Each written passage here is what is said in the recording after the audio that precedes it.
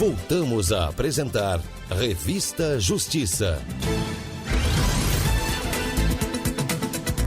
E estamos de volta para começar a terceira e última hora do Revista Justiça desta terça-feira, dia 15 de agosto de 2023. Você, nosso ouvinte, pode participar pelo WhatsApp, anote aí, 61 999 75 81 40.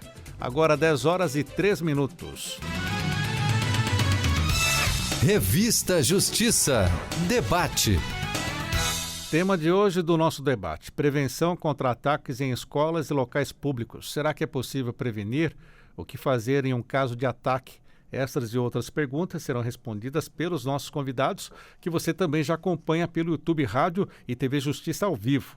Estou recebendo aqui em nossos estúdios a psicóloga escolar com pós-graduação em Educação no Canadá, doutora Cassiana Posati. Quanto tempo? Bom dia, bem-vinda. Bom dia, Sérgio. Bom dia, Felipe. Bom dia, ouvintes da Rádio Justiça. É sempre um prazer estar aqui abordando assuntos tão polêmicos e que por muitas vezes são até negligenciados. Exatamente. Fugimos daquela questão das datas, né? Porque muito se fala em determinadas datas, mas aqui temos a missão de sempre trazer os temas para que o nosso ouvinte possa refletir.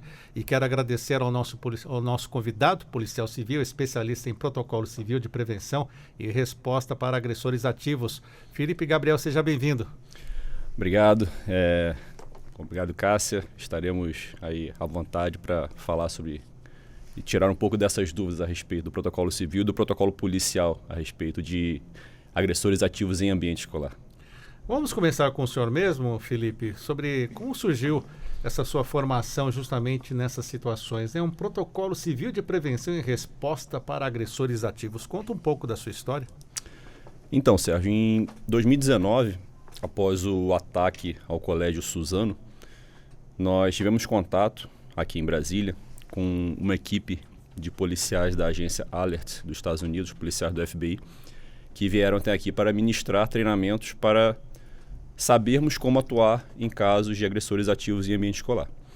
E fizemos esse treinamento, foram 2 semanas bem intensas.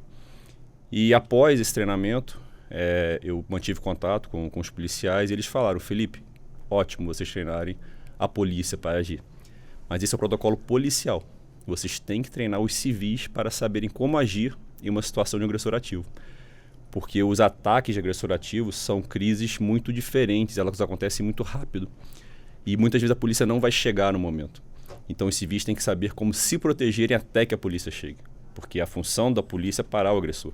Mas até a polícia chegar, os civis têm que saber como se protegerem. E aí começou esse meu estudo a respeito do protocolo civil. E aí já fiz mais de 5 cursos a respeito desse tema. Estive agora em 2023, em fevereiro, em Wisconsin, na conferência anual de atiradores ativos, junto com a agência Alert. E estamos cada vez mais nos especializando nesse tipo de protocolo. O que é um atirador ativo, então? Então, atirador ativo é uma pessoa... Atirador ou agressor ativo? Agressor ativo é o termo que nós entendemos melhor aqui para o Brasil, haja vista a grande quantidade de ataques com facas, com lâminas. E os próprios americanos, eles fazem essa explicação que eles não mudaram o termo active shooter, mas eles fazem essa explicação que o ataque pode ser, muitas vezes por armas brancas ou até com automóveis, né, outras formas de ataque. Fogo, por exemplo, também, que já houve no Brasil. Então, o agressor ativo a gente entende que seria uma terminologia mais correta. Doutora Cassiana Posati, vamos falar dessa questão, né? Não estamos aqui falando só da data, quando chega 20 de abril, aquele alvoroço, sempre se faz menção a Columbine, mas qual é a importância, então, de prepararmos a população, os professores, a senhora também trabalha em escola, para ter uma prevenção, um diagnóstico até antecipado de um possível ataque, ou caso ele ocorra, como se proteger? Sérgio, eu sempre coloco que o melhor caminho é a prevenção, sem sombra de dúvidas. Quando a gente está falando de escolas, a gente está falando de estudantes, a gente não imagina que a escola seja um local que não seja exclusivo para a parte educacional e social. Então, por isso que quando acontecem os massacres nas escolas, eles são tão impactantes na comunidade de uma forma geral. Então, se a gente pensa no processo de uma prevenção, essa prevenção ela precisa iniciar por meio da capacitação dos profissionais daquele ambiente. Mas por que capacitar os profissionais? Porque muitas vezes o agressor, ele não é externo, ele é interno. Ele pode ser, sim, um aluno, pode ser, sim, um funcionário daquela instituição. E por motivos inúmeros. Então, quando a gente está preparado, primeiro para olhar, identificar que um possível agressor, ele está dentro da escola, convivendo dia a dia, nós então já estamos com meio caminho andado. Então, quando a gente fala em capacitar o profissional que está atuando dentro da escola, é para ver as nuances, os mínimos detalhes no dia a dia do contexto escolar e das condutas, porque o nosso comportamento, ele fala, né? Então, assim, eu vou dar um exemplo bem interessante de quando um jovem pede ajuda sem verbalizar, tá? Trabalhando dentro de uma escola, um dia eu via um aluno que constantemente ele não ia com a parte superior do uniforme. Ele estava sempre usando um casaco com capuz e sempre puxando muito, escondendo as mãos, escondendo a cabeça dentro do capuz. E de uma cor que era contrária ao uniforme. Cheguei até, né, a observei indiretamente, o aluno não sabe que eu estou observando, e pude checar que ele realmente estava pedindo ajuda por meio de se esconder. Quando cheguei até ele, falei assim, oi, tudo bem? E assim, obviamente que o jovem ele tem um discurso muito curto. Tô bem, tá jóia, tá legal. Falei, vamos bater um papo ali comigo, senta comigo. Tá tão quente, por que você tá de casaco? Eu não quero ser visto. Eu falei, tá legal então, eu tô entendendo. Você não quer ser visto, então você tá usando o seu casaco, mesmo no tempo quente, para se esconder. E olha que interessante, eu falei assim para ele, quando você compra uma caixa de ovos e abre, que cor são os ovos? Uai, são branco, né? Falei, então, se você abrir a caixa de ovos e se deparar com um ovo verde, por exemplo, um ovo cor-de-rosa, o que você vai achar? Super estranho. Você vai olhar para os outros 11 ou vai olhar primeiramente para esse ovo colorido? Claro que eu vou olhar para o ovo colorido. Eu falei, então, quando você está achando que você está se escondendo, você está se evidenciando. Deixa eu te ajudar. Isso, por exemplo, é uma forma de ter um olhar diferenciado dentro da escola. Outro exemplo é você se deparar com redações, que muitas vezes elas vão trazer informações pertinentes e que possam mostrar a conduta e o caminho que talvez um aluno vá traçar para ser um possível agressor. E fora isso, obviamente, né, a gente tem desenhos, a gente tem pichações dentro de um banheiro e outros caminhos. Isso a gente falando do grupo interno. E do grupo externo, a gente tem que estar preparado exatamente para quando uma escola for invadida. Se a gente para pensar nos números, de 2022 para 2023, foi quando a gente teve o maior número comparado com os 20 anos anteriores, dentro da escola no contexto brasileiro.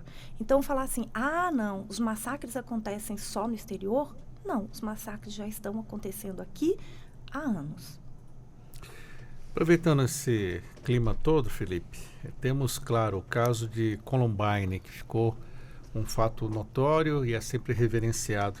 Mas de lá para cá, o que mudamos nessa prevenção? O que a polícia americana aprendeu também desse caso do Columbine e hoje o que temos de efetivo para essa prevenção ou como a forma de atuação nesse protocolo? Então, Sérgio, Columbine é conhecido como realmente a quebra de paradigma da forma da resposta da polícia, que antigamente a polícia tratava como uma crise clássica. Os casos, quer dizer, tratou Columbine como uma crise clássica. Então, eles fizeram o que eles eram treinados para fazer, né? Chegar, isolar o local, estabelecer a comunicação, chamar negociador e chamar a SWAT. E quando a SWAT chegou, eles simplesmente recolheram corpos. Então, eles mudaram o protocolo policial, que é o protocolo de pronta resposta para agir num caso de agressor ativo. Ok. Depois disso começaram tudo que a Cassiana falou, que faz muito sentido a respeito de análise de ameaças. O protocolo civil que eu te falei, tanto o protocolo civil e o protocolo policial serão medidas reativas, correto? Depois que aconteceu o ataque. E aí eles começaram a se debruçar e viram que a análise de ameaças é o mais importante para você conseguir enxergar aquele aluno que está saindo realmente fora do seu ambiente, procurando algum tipo de forma de cometer um ataque. E aí surgiram os protocolos de análise de ameaça para você identificar os agressores antes que eles cometessem um ataque. Porque, via de regra, não é um crime de ímpeto, onde o agressor acorda um dia e fala, vou atacar um colégio. Ele prepara durante muito tempo. E é nesse momento que você consegue, sim, identificar, pelas formas que a Cassiana falou e outras que eles vão dando sinais, um agressor em potencial até que ele cometa o ataque. Nesse caso, nessa situação, como essa orientação é dada, né? Temos até o cuidado aqui para não preparar também um futuro agressor para saber como essa atuação é feita. Mas como é a capacitação desse profissional da educação para fazer esse pente fino, esse raio-x? Então, justamente, né, o que se fala muito é como é que você vai diferenciar o que é brincadeira, o que é verdade. E esse ano, no 20 de abril, a gente viu muito isso, né? Que não deixa de ser um problema de segurança pública. Um aluno que resolve botar uma faca na mochila, uma faca de cozinha e levar para o colégio. Mas que, de fato, não é esse o nosso agressor ativo. Tá? Então, a gente tem que identificar, sim, e entender quando, que por um exemplo, que foi esse exemplo que a Cassiana deu foi muito bom. É um adolescente que está mostrando algum tipo de problema e que está querendo, de alguma forma, aparecer. Entendeu? Então, o profissional ele tem que estar apto a saber diferenciar, entendeu? Esse tipo de atitude. E aí, alguns exemplos, né, que a gente vê. Eles buscam buscar modelos de outros ataques. E aí, o profissional da educação, sabendo quais são esses modelos, ele vai ter a capacidade de ver se aquela ameaça, de fato, é uma brincadeira ou pode se tornar um caso no futuro. Cassiana, é possível identificar, existe melhor, um perfil de um agressor desses massacres? Normalmente são alunos, ex-alunos, ou também tivemos casos de pessoas externas também, nada a ver com aquele ambiente, né? Sérgio, existe sim vários estudos, tanto no Brasil quanto no exterior, fazendo um levantamento do perfil do agressor. Então, quando a gente fala assim, como identificar, primeiramente a gente tem que levantar esse perfil. E esses estudos têm mostrado que, na sua grande maioria, nós estamos nos referindo a jovens do sexo masculino, brancos, que demonstram, entre aspas, né, interesse, assim, para a gente é entre aspas, mas é interesse e gosto pela violência. Geralmente trazem um discurso extremista, um discurso de ódio, né, com muita raiva. E são discursos ali de ordens racistas, misóginas, homofóbicas, tem vários discursos. Pode ser um aluno ou ex-aluno da escola, né? Isso pode acontecer, principalmente quando a gente está falando aí de aluno ou ex-aluno, caso tenha sofrido bullying, tenha se sentido num processo de exclusão social, né? Seja aquele que está sempre à margem dos grupos mais populares da escola. Então, de fato, é um aluno que tem um comportamento ou teve um comportamento de um isolamento social, onde ele não era o popular, ele não era visto. E isso aí vai trazendo, vai gerando ao longo do tempo o que nós psicólogos observamos nitidamente, o crescimento e desenvolvimento da mágoa, um ressentimento. Eu não sou visto, eu não pertenço, eu não sou querido, eu não sou parte daquele meio. E aí, né, muitas vezes, esses ataques, eles, como o Felipe trouxe, ele começa a ser planejado, assim como a evolução do sentimento de mágoa, ressentimento e ódio. Então, ele vai sendo, né, desenvolvido e aumentado, potencializado ao longo do tempo. Então, muitas das vezes, esses massacres, esses ataques, eles são numa ideia de vingança. Não exclusivamente, mas há também, tá? Então, o que nós temos também contribuindo para esse perfil? Muitas vezes são adolescentes, são jovens, oriundos de famílias disfuncionais. O que é uma família disfuncional? Bom, boa pergunta, né? Para a gente é tão simples o entendimento, mas para os nossos ouvintes fica... É uma família que não funciona, mas o que é isso? Vamos lá, geralmente são famílias, não aquela família tradicional, com cada um desempenhando o papel, né, onde a gente tenha casos de adoecimento mental, vícios, agressões dentro do contexto, negligências dentro do contexto doméstico. Então, isso aí a gente começa a ver, né, ao invés de ser um pai protetor, uma mãe cuidadosa, a gente tem pais aí que não ficam dentro de casa, ou muitos casos, não estou dizendo que pais separados sejam uma família disfuncional. Não. Muitas vezes você tem famílias que não são formadas por pai e mãe e que são famílias estruturadas e funcionais, mas aquelas onde o jovem é negligenciado, ele não é visto. Né? Então, o que a gente vai tendo aí? Esses jovens também, no ambiente familiar, ele vai ficando desesperançoso. Ele não tem olhares para ele. Então, muitas vezes, é pelo caminho da violência em que se atinge a popularidade, a ser visto. E aí entra, inclusive, o papel da mídia, né? Por que a mídia, hoje, é vista como um elemento tão importante para não divulgar identidade, não divulgar a imagem? Porque existe um caminho desse agressor a ser percorrido, né, do e nem ataque. a forma, né, para não ser modelo. Então, existe um caminho. E aí, como eu disse anteriormente, existe uma forma de identificar? Existe. E, geralmente, esses jovens, eles tendem, como eu falei, pelo interesse, pela violência, nas redes sociais, eles vão dando pistas. Então, eles acabam postando fotos, portando armas, ou vários outros caminhos onde tem arma, onde tem agressão, onde tem violência. E tem todo um estudo também da trajetória no mundo virtual que é percorrida por esse jovem. Né? O que antes a gente tinha exclusivo a uma dark web, uma deep web, hoje a gente está vendo acontecer nas plataformas, eu digo na ponta do iceberg da internet, né? Nas redes sociais, nas plataformas que são acessíveis para todos nós. Então, é esse o grande X da questão. Né? Esses jovens, então, vão percorrer um caminho para chegar, de fato, ao massacre.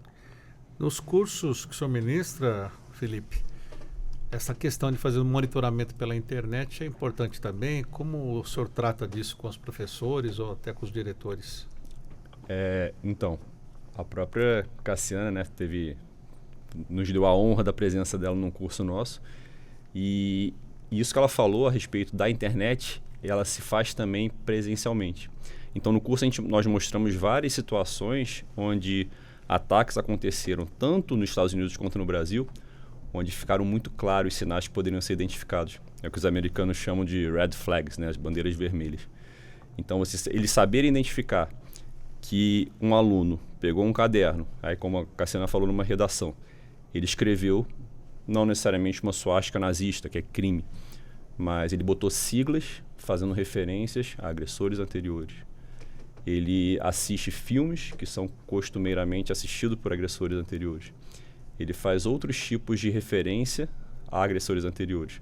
Você sabe que ele está buscando algum tipo de conhecimento a respeito de um ataque e pode sim estar buscando o caminho para o crime que a gente fala, né?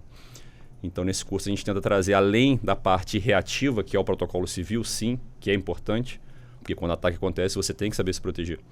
Nós trazemos toda essa parte da prevenção, da análise de ameaças, mostrando quais são esses sinais de aviso, né, os warning signs, para que os professores e colaboradores consigam identificar e não entrem naquele viés de normalidade que os americanos falam, a negação. Você, não, é só uma besteira, um aluno maluco, enfim. Então, isso é muito importante. Cassiana, você já passou por isso também, de ter uns indícios ali e ter que investigar para ver o que ia dar? E se assustou com o resultado ou não? Já me deparei várias vezes com alguns indícios. Felizmente, tratava muito mais de um ato de brincadeira, digamos assim, de jovens. Mas, ao olhar para situações, né, delicadas, eu, como profissional, eu não posso ser negligente. Então, quando eu me preparo para o pior, o que vier sem ser o pior vai ser lucro. Então, muitas vezes, o comportamento, né? Eu digo que o comportamento do jovem ele nos mostra que ele está pedindo socorro, como eu falei anteriormente. Então, muitas vezes, é a escola o palco da atenção para esse jovem. Porque, às vezes, em casa, quando eu falei, olha, tem uma família que o pai não dá atenção, a mãe não dá atenção, ou não são presentes, né, ou tem outros problemas de diversas ordens. Às vezes é na escola que ele vai demonstrar, pelo mau comportamento, que ele precisa de alguém olhar por ele. Porque se ele for mais um bom aluno, ele vai ser ótimo, é o esperado para a escola. Talvez ele não tenha o olhar, o atendimento, o acolhimento que se faz necessário. E, obviamente, se deparando com uma situação dessa, dependendo da gravidade, a gente vai ter que recorrer, né? Às vezes recorre-se à própria família e é suficiente quando a gente vê que o aluno está caminhando ali, apresentando traços de depressão, automutilação ou mesmo tentativa de suicídio dentro do contexto escolar. Muitas vezes é necessário apenas chamar a família, né, orientá-los, mostrá-los. É difícil, muitas vezes eles estão sim na negação, não querem ver, porque afinal de contas, uma vez que a gente toma consciência, a gente percebe o que está acontecendo, não dá para eu dizer assim, eu não sabia. Né? Não, está evidenciado e um caminho vai ter que ser percorrido para a busca da solução e do tratamento daquele jovem, que muitas vezes é por meio, né, do tratamento psiquiátrico e psicoterápico de uma forma geral. Mas, muitas vezes também se faz necessário recorrer ao Conselho Tutelar, e também à Polícia Civil, que está aqui para nos ajudar nesses momentos. E como que a Polícia Civil entra num caso envolvendo um aluno menor de idade? No caso, existem as delegacias especializadas, né? Tanto a delegacia de proteção à criança e adolescente, a delegacia dos adolescentes que realmente cometem atos infracionais. E aí eles já possuem um protocolo bem descrito e bem consolidado para lidar com esse tipo de caso. Cassiana, outro ponto aqui até que você sugeriu de tratarmos é sobre... Temos um caminho para a cooptação de um agressor? Então, os estudos mostram que sim, né? E geralmente essa cooptação, ela é feita quando a gente está falando desse mundo virtual. Como eu havia citado aqui, né? Não é exclusivamente por meio do mundo virtual que a gente vai ter, né? A gente teria os presenciais. Mas na forma hoje e muito intensificada pós-pandemia, nosso jovem está imerso nesse mundo virtual. Então, o que a gente vai ter aí? Considerando que esse jovem, como eu havia dito, o perfil dele é um perfil que está num momento de isolamento social, ele não é o popular, ele não é visto, ele sente que a sociedade deve ele alguma coisa, né? Tem um sentimento de vingança, uma vontade ali pelo gosto pela violência, dentro das plataformas digitais e dentro dos jogos, né, os agressores, eles encontram os estimuladores para esse comportamento. E aí ele passa a ser apoiado, estimulado, né, nesse apoio à violência mesmo, instigando a violência. E o que a gente tem que entender? O ser humano, ele necessita sentir pertencente. Especialmente os nossos jovens, né? Os jovens, eles precisam pertencer a um grupo. Eles precisam, inclusive, ser admirado dentro daquele grupo, ter um valor. Então, quando a gente está falando de um ambiente, né, que é de violência, de estímulo da violência, obviamente que dentro do jogo, quem aqui nunca ouviu jovens jogando virtualmente e sai um monte de xingamentos, desqualificações, né? Inclusive meninas que jogam, muitas vezes elas não podem ter a identificação como nome feminino, precisa ter um nome masculino, né? E aí a gente vai tendo aí, veja, esses agressores, eles começam a ser identificados, são acolhidos, fazem o processo de serem pertencidos e aí abre-se o processo de estimular que aquela violência extrapole ao mundo virtual. Então, eles, né, querem uma visibilidade, sim, a esse estímulo e buscando, então, o massacre como sendo a missão daquele processo, que extrapola o mundo virtual. E aí, se você pergunta assim, o que ele quer? Ele quer ser idolatrado. Como ele faz para ser idolatrado? Pela quantidade de vítimas. Então, o que o agressor quer? Ele quer matar. Ele quer de fato matar. E aí, quando vem aquilo que eu já citei também, né? A importância da mídia não dar os holofotes, né? Nem aos métodos, nem ao autor, né? E por quê? Exatamente para que ele, dentro daquele grupo que foi originário, ele não seja idolatrado, ele não seja reconhecido. E, obviamente, que nós não podemos ter dentro da sociedade aquele efeito de se sentirem, outros jovens se sentirem estimulados a fazer o mesmo. O que acontece com uma pessoa que decide partir para ser um atirador? É um desvio psíquico, psicológico? O que acontece que motiva, então, a pessoa a tentar conseguir um holofote com tanto sangue? Veja, o processo, como o Felipe muito bem trouxe, ele não abre a janela e fala, o dia está lindo, hoje eu vou matar, né?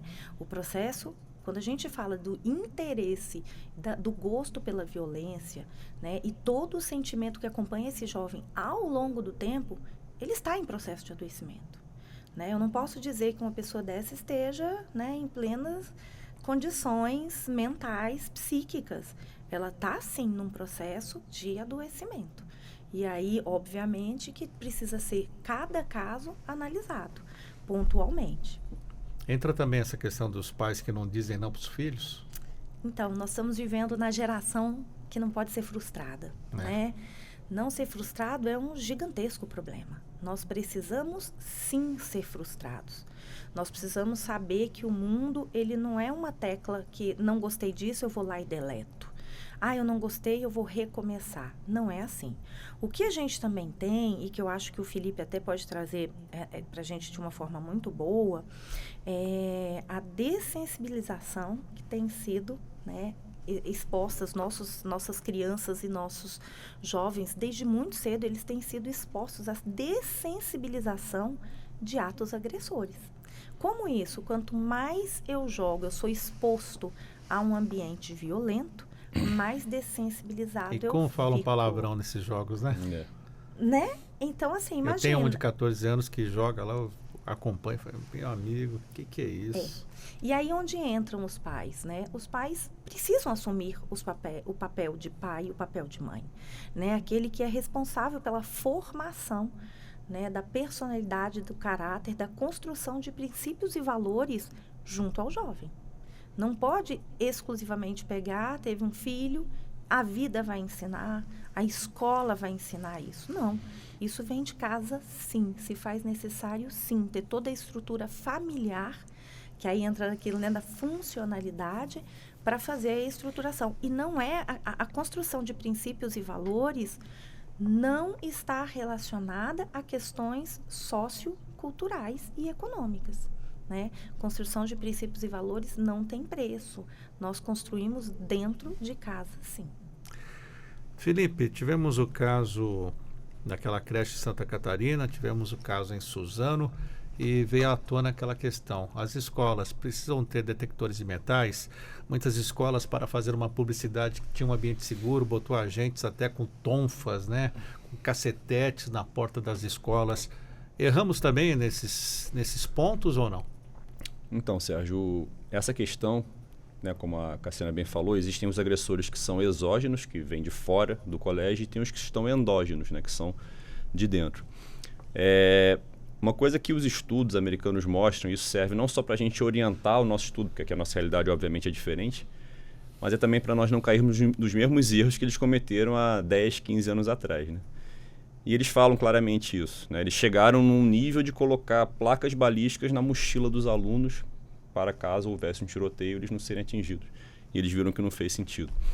Então, detector de metal na entrada nas escolas, entendeu? Seria viável isso? Qual seria o custo? Quanto tempo você demoraria para colocar 1000 alunos dentro de um colégio? Qual a aglomeração que você faria do lado de fora, onde você estaria facilitando a atuação de agressor ativo, que não precisaria transpor os muros do colégio para executar um ataque? Né? Então, são coisas que às vezes não fazem muito sentido se você olhar na questão prática. Pessoas armadas, os americanos falam isso, né? Eles têm lá a função do guarda, do oficial de recursos escolares, que eles chamam. Uma pessoa armada na portaria do colégio. Se o evento acontecer no fundo dos colégios, até essa pessoa tomar ciência e chegar, entendeu? Por isso que eles treinam o protocolo civil, para saberem se proteger. Então, eu acho que vai muito nisso, a gente tentar utilizar o que eles erraram e o que tem dado certo para tentar nortear os nossos caminhos. E o que mais tem se mostrado atualmente é a questão da prevenção.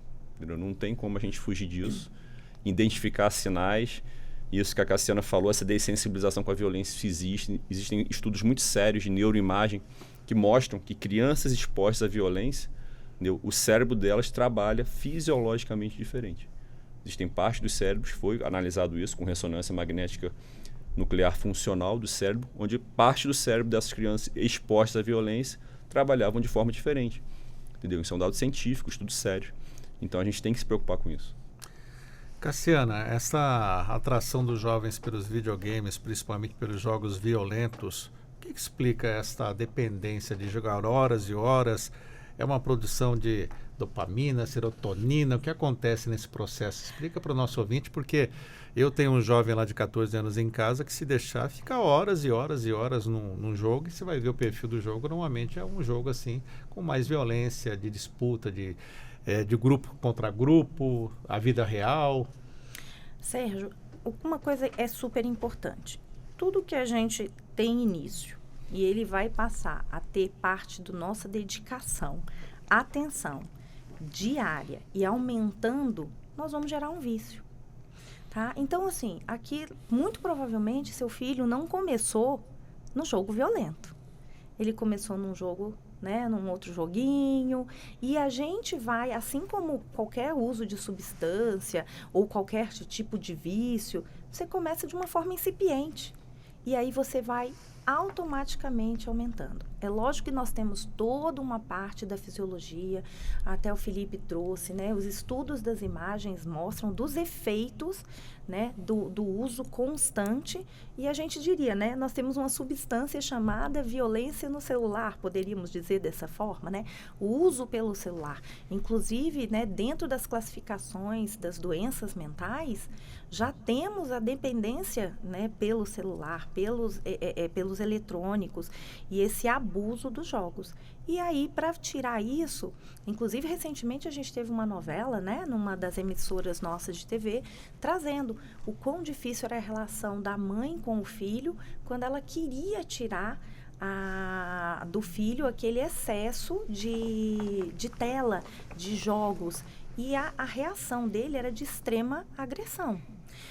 Eu pude fazer uma pós-graduação, né, em São Paulo, e foi muito bacana. E aí, dentro do hospital que eu estava em São Paulo, no departamento de psiquiatria, um dos jovens que estava ali, ele estava esperando para troca, né, para fazer um transplante de rim. Por quê? Porque esse jovem, ele ficava tanto tempo em telas, que ele não ia ao banheiro, ele não alimentava direito, ele não fazia a ingesta líquida da forma necessária para o bom funcionamento do organismo. E ele teve um comprometimento renal a ponto de precisar fazer um transplante. Olha o nível que chegou, né? Recentemente vi nos noticiários, para você ter ideia aí, que um casal vendeu um bebê de 8 meses para adquirir um celular, né, mais potente que tem dentro daquela determinada marca. Então, o que a gente tem aí? Nós temos uma sociedade que hoje, né, ela tem tido esse vício, foi piorado durante a pandemia, e o que a gente precisa fazer hoje, sabendo, olha, existe um jovem, ele está viciado, né, quer seja por jogos, pela violência dentro desses jogos, ele precisa ser tratado. Nós não podemos fechar os olhos e achar que isso é normal. Não é. E como é que trata? Primeiro ponto é o engajamento familiar, né? Então, esse engajamento familiar, assim, como está a minha relação com meu filho, com meu irmão, né? Da família como um todo? O que eu posso fazer dentro do ambiente familiar? Estimular momentos, inicia como se fosse uma forma de um jogo, por exemplo, fazendo a competição quem fica mais tempo durante a refeição sem pegar no celular. Lá em casa o celular não vai para a mesa, não. Ótimo, isso é um primeiro ponto, né? E outra, Vamos substituir, vamos ter momentos, por exemplo, de resgate de alguns jogos de tabuleiro, de alguma atividade física ao ar livre, né? Óbvio que a gente sabe, Felipe pode trazer isso para a gente aí, a violência, né, que a gente se depara, a bandidagem, os assaltos, os estupros na rua. Então, a gente chegou a achar que ficar dentro de casa, filho ficar dentro de casa, era o saudável. Né? Não, não é. A gente precisa extravasar isso. Agora, se eu não for um modelo para aquela, né, para aquela criança, para aquele jovem, eu não vou obter dele o que eu espero. Eu tenho que ser modelo. Então, eu tenho que dar o primeiro passo como adulto, ciente da situação que está sendo vivida. Estamos conversando aqui na Rádio Justiça, no nosso debate, falando sobre prevenção contra ataques em escolas e locais públicos. Você que está nos acompanhando no FM 104,7, pode nos acompanhar também pelo YouTube da Rádio Justiça ao vivo. E você pode acompanhar e pode participar pelo nosso WhatsApp, 61 999 75 81 40. Estou aqui com a psicóloga Cassiana Posati e também com o policial civil especialista no protocolo civil de prevenção e resposta para agressores ativos, Felipe Gabriel. Felipe, vamos falar então o que é esse protocolo civil, já que ele acaba entrando em ação, infelizmente, quando ocorre um ataque, é isso? Exatamente, Sérgio. Rapidamente, só para complementar essa última fala da Cassiana, é importante a gente deixar bem claro que o jogo em si não é o problema. Isso, né? Verdade. Ainda que seja um jogo que tenha tiros, enfim, mas é o excesso. É a criança, o adolescente estar deixando a vida de lado, deixando a vida social de lado e ficar imersa 100% naquele jogo. E ali sim ele pode ter uma dessensibilização com violência e pode, né, junto de outros fatores, vir a se tornar, fazer algum tipo de agressão, algum tipo de crime. Tá? Ok. Eu estou falando isso porque eu tive uma reunião com um pesquisador, até aqui da PUC do Rio Grande do Sul, o estudo que ele fez, e hoje em dia ele está nos Estados Unidos, em Connecticut, e ele mostrou estudos bem interessantes sobre essa forma que o cérebro é afetado pela violência, quando a criança ou adolescente tem contato com a violência. Mas ele fez essa ressalva com relação a jogos, que tem que ser realmente uma coisa muito, muito fora da realidade, do normal, né? Mas a sua pergunta, Sérgio, sobre protocolo civil. Como eu falei, é uma atividade reativa, né, depois que já aconteceu. Então, você tem um momento zero, que é um ataque. Então, ali você já quebrou a prevenção. E ali, de fato, você precisa tomar uma atitude até que a polícia chegue, porque é a polícia que tem que conter o agressor. E nós temos casos aqui no Brasil onde instintivamente pessoas tomaram medidas, ainda que sem o devido treinamento, e se protegeram, que é justamente utilizando o protocolo civil, que seriam bloqueando portas, né, se escondendo de alguma forma, evacuando do local.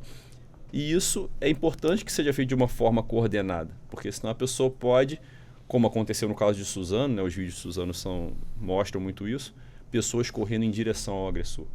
Tá? Então, o que a gente tenta trazer com esse treinamento é que as pessoas, né, professores que serão os orientadores dos alunos, nós não treinamos crianças por uma questão também polêmica, mas é que eles saibam direcionar, no caso de um ataque já acontecendo, para que as crianças e os próprios colaboradores e funcionários do colégio sejam protegidos até que a polícia chegue. Seja fazendo um bloqueio, seja saindo do colégio pela forma correta, né, conhecendo as rotas de fuga, ou seja, realmente intervindo no agressor, que via de regra é um adolescente, é uma pessoa que não é um criminoso habitual, eventual. E dentro dessa questão que trata dessa prevenção, bloquear portas, virar as carteiras como um escudo, o que mais? Quais erros que as pessoas acabam cometendo? Você disse né, que as pessoas estavam indo em direção ao agressor. Isso. Quais os outros erros? Então, a gente trabalha muito com a questão da consciência situacional, a pessoa saber, já ter uma prévia conhecimento do que ele pode fazer numa situação. Responder uma pergunta: o que eu faria se alguma coisa grave acontecesse aqui agora? Tá? Para onde eu correria ou eu não correria? Quando a gente vê o protocolo civil, que quando começaram os ataques, né, protocolo civil, é todo mundo jogando na internet, filhos falando para os pais: não, eu já sei que se o agressor entrar eu vou fazer A, B, C ou D atitude, e as pessoas replicando isso de uma forma muito sem conhecimento. Então, aí, o protocolo de correr, né? Como é que você vai evacuar crianças de 3, 4, 5 anos? Não faz sentido isso. Ou mais novas. Ou mais novas.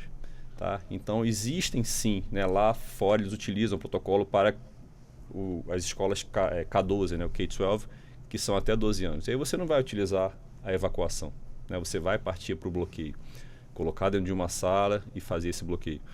E aí você vai empilhar com carteiras, né? Quanto tempo você vai fazer isso? Você vai conseguir bloquear uma porta de fato com carteiras? Será que não faz mais sentido você ter uma chave na porta onde você consiga rapidamente trancar aquela porta? Então são formas que nós trazemos e ensinamos que muitas vezes parecem simples, mas que o conjunto delas agindo concatenadamente, né, uma engrenagem funcionando da forma correta é o que vai prover a segurança. Entendeu? E as escolas públicas, também particulares, elas possuem um relacionamento com a Polícia Civil para ter essas orientações de como agir? Então, o protocolo civil, ele ainda é muito novo no Brasil, ele está sendo desenvolvido, né? Nós estamos com esse curso e as pessoas que tiverem interesse podem procurar a gente. Cassiana, o que falta? O curso. Pois não, você fez o curso, o que você pode contar para a gente, então? Eu achei sensacional, né? Tanto a parte...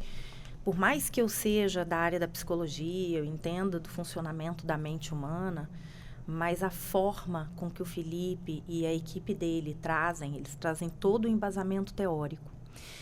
E não tem como a gente ter a teoria e não ter a simulação. E eles fazem isso. Então, quando eles fazem a simulação e a gente começa, então, a falar, agora eu entendi, né? Ter essa teoria, como colocar na prática... E é algo bastante realístico, né? Ele traz até os sons de disparo e tudo. Então, assim, se torna algo que a gente fala assim, mas que importante, né? Porque a gente é treinado para tanta coisa, a gente precisa ser treinado, sim, para defender a nossa vida, né? E principalmente dentro de um ambiente escolar, a defender tantos vulneráveis. Quando a gente está falando aí em creches, nós temos bebês, né? Crianças de 2 anos, 3 anos, é preciso a gente estar alerta, sim, e fazer. Então, assim, fiquei super honrada em participar do curso e sou, assim, uma fã número 1 do curso dele. E a gente tem que ter cautela até para tratar desse assunto, né, Felipe? Senão a gente acaba falando muita coisa e acaba servindo de munição para um potencial agressor. Sim. Exatamente. A questão de treinar, nós treinamos funcionários e professores e colaboradores justamente para identificar esses sinais. A prevenção é o carro-chefe desse treinamento. Nós falamos muito sobre as bandeiras vermelhas e os sinais perdidos, que os americanos falam muito também, né? Se você viu alguma coisa, fale, que as pessoas têm essa tendência de negar a violência, de não falar. Então a gente traz esse contexto e explica como que isso já foi negligenciado e acabou gerando um ataque. Entendeu? E aí depois a parte prática, a gente realmente simula situações para que a pessoa saiba responder a pergunta. O que eu faria se algo de grave acontecesse aqui? E aí isso você vai levar não só para o seu colégio, você vai levar porque um erro que as pessoas pensam e é uma preocupação que nós temos é que nos Estados Unidos hoje em dia a maior quantidade de agressores ativos não são em colégio. Shopping centers? São em escritórios comerciais. Primeiro escritórios comerciais? O segundo são em locais abertos. Colégios são o terceiro local onde mais acontece. Então, esse agressor ativo que está sendo hoje aqui no Brasil, para você ter uma ideia, como a Cassiana falou, 2022 e 2023, 1 ano e 7 meses, né, 8, que a gente está no início de agosto, houve um aumento de 50% dos casos. De 2017 até 2023, nos últimos 6 anos, o aumento foi de 78%. Então, o agressor ativo que talvez nesse caminho da violência, tá, que esteja se criando hoje, que não cometa um ataque no colégio, pode ser que esteja daqui a 3, 4, 5 anos cometendo no ambiente de trabalho. Os números são impressionantes, né, sobre ataques nessas condições nos Estados Unidos. É uma realidade diferente. Não tem como a gente chegar e... Né, existem muitos fatores lá que levam a isso. E as pessoas falam, mas e por que lá então é um paradigma de controle para isso, de treinamento? Porque a estatística mostra quantos casos aconteceram e lá eles sabem quantos que eles evitaram seguindo esse protocolo. Tanto o protocolo civil de reação quanto o protocolo de prevenção. Por isso que a gente está tentando. Teve, por exemplo, uma amiga minha agora que fez uma especialização na França, ficou 10 meses lá fazendo treinamento com a polícia francesa, que trouxe o protocolo civil francês. É diferente? Agressor ativo. É similar. Tá? E a gente está estudando para trazer para a nossa realidade também. entendeu? A gente vai sempre pegando o que tem dado certo e vem trazendo para nossa realidade. Estados Unidos, no passado, tínhamos muito aqueles ataques de pessoas que participaram da guerra, né? Até me corrija com o termo certo, né? Os veteranos, Sim, né? Tinham aqueles ataques de fúria. Por que vocês acreditam que houve essa migração dos veteranos para os ataques escolares? Não tem a ver. É o acesso às armas? As armas, né?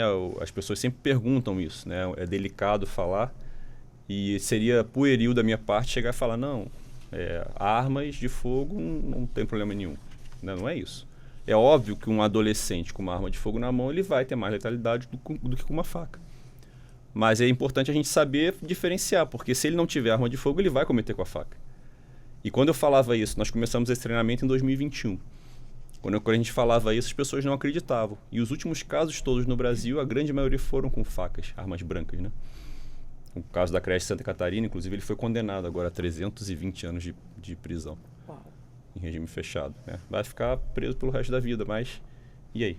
Né? Aconteceu o ataque. Foi com uma espada, né? Com uma adaga. Então, se não tiver arma de fogo, vai ser arma branca. A arma não é o motivo. Ela é um agravante, mas não é o motivo.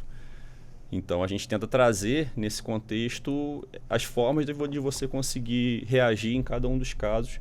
E é muito importante a gente falar. A gente fala isso muito o tempo todo, desde o início, do primeiro momento até o final. Não é um crime patrimonial. Tá? Aquele agressor é um criminoso diferente. Ele não está ali para roubar o teu celular caro, a sua bolsa cara. Tá? Nesse caso, você vai entregar o seu bem, tá? Um crime patrimonial.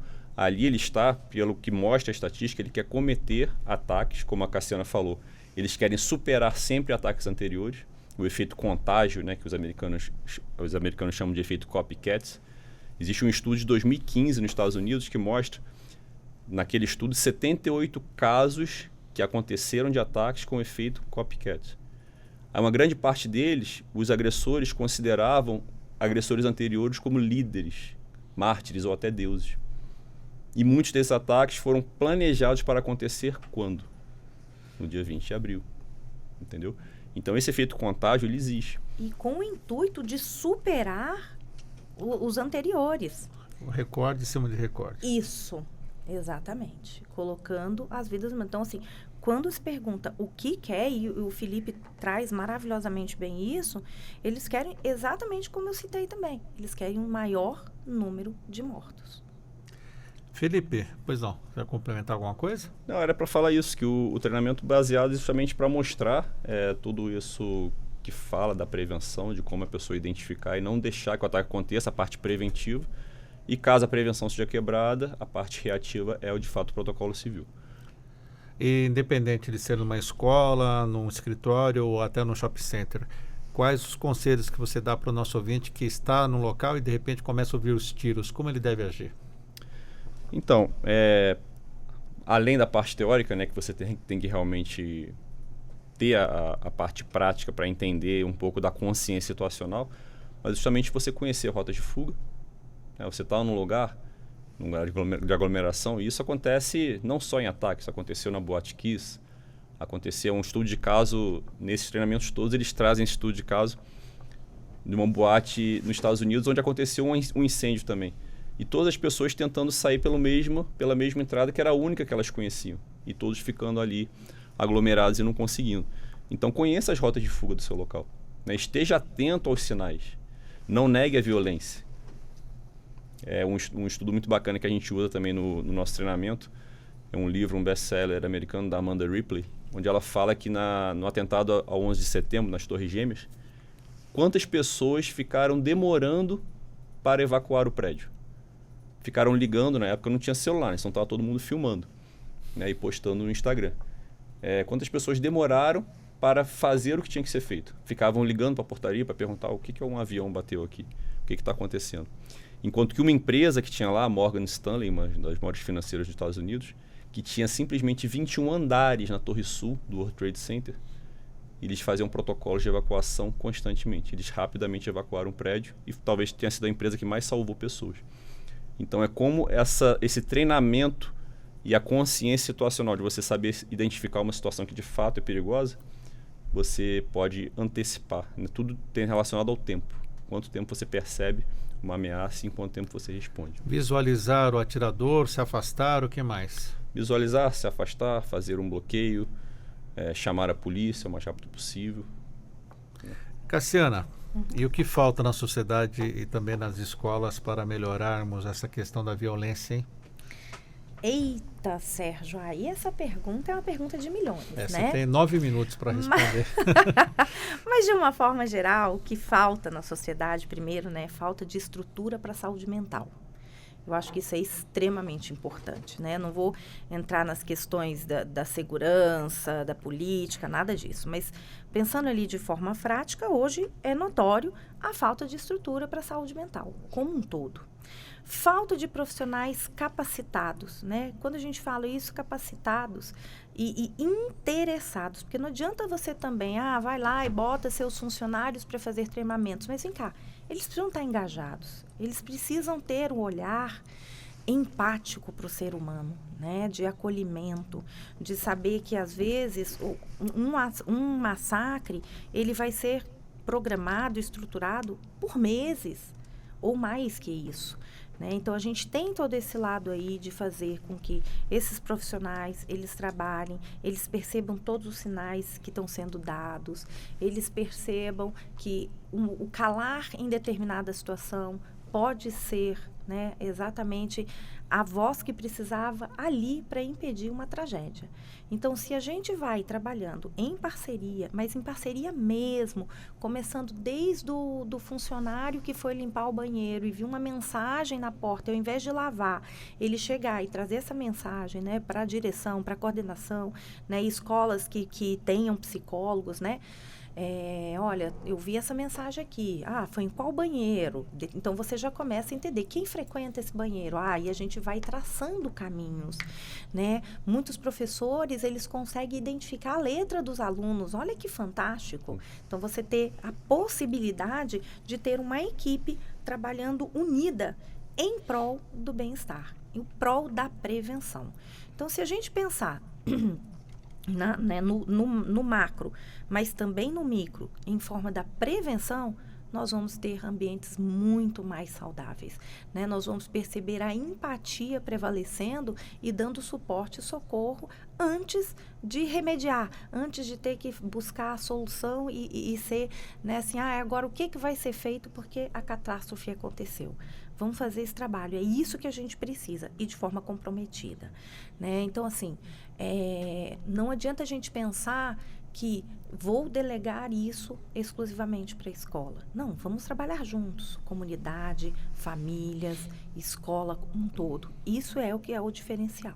Felipe, existe uma unificação desse protocolo com as polícias civis do país ou não?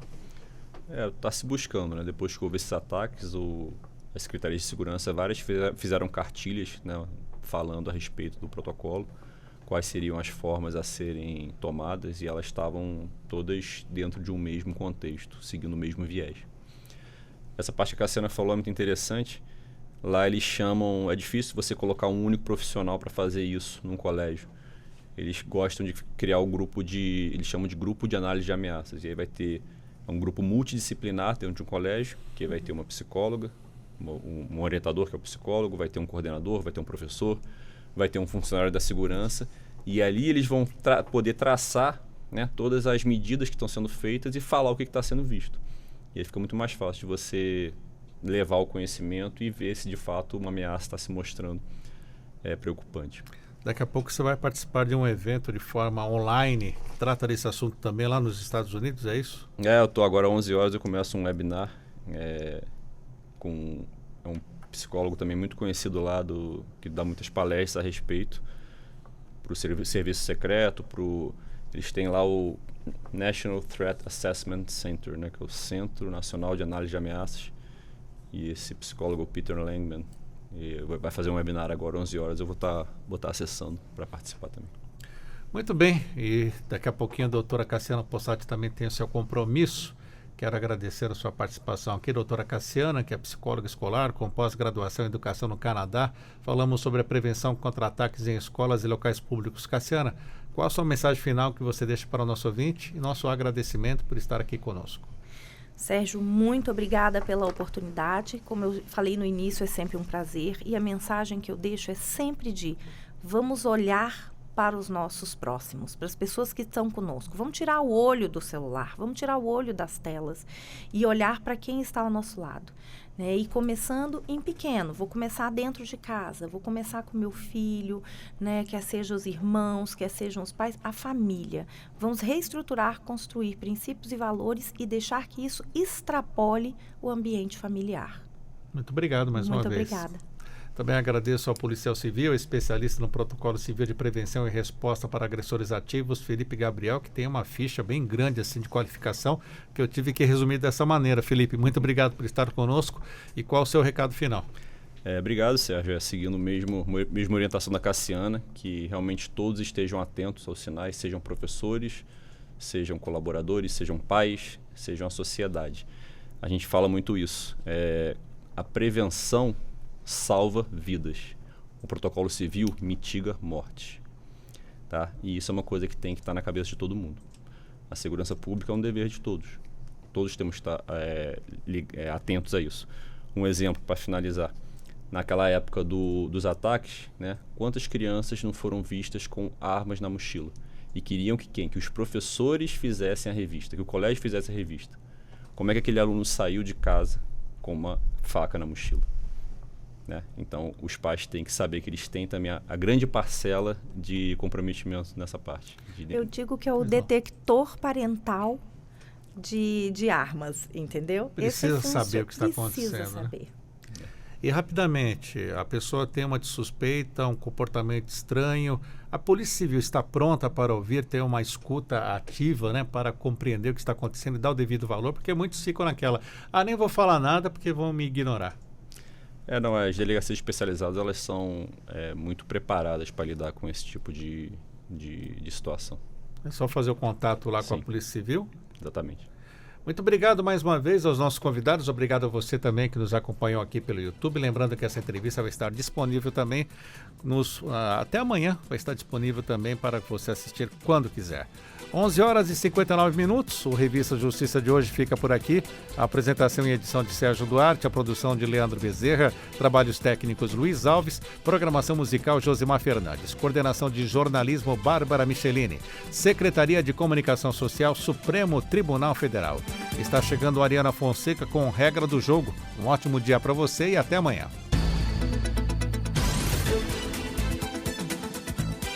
A Rádio Justiça apresentou Revista Justiça.